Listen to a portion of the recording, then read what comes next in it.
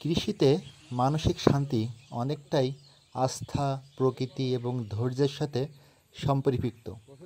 কৃষকরা যখন নিজের হাতে কাজ করেন, তারা প্রকৃতির সাথে নিবিড়ভাবে যুক্ত হন এবং এই সংযোগটি অনেকটাই মানসিক প্রশান্তি এনে দেয়।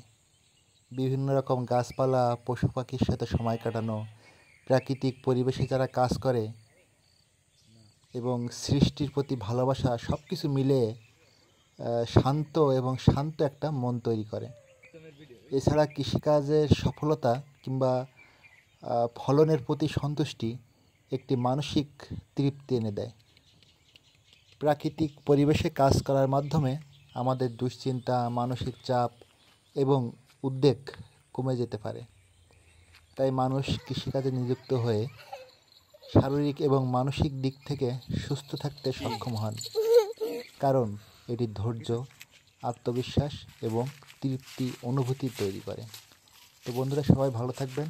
ভালো লাগলে অবশ্যই সাবস্ক্রাইব করবেন এবং সবাই কৃষিতে এগিয়ে আসুন এবং দেশটাকে সোনার বাংলা গড়ে তুলুন। সবাই ভালো থাকেন, সুস্থ থাকবেন, সেই কামনা করি।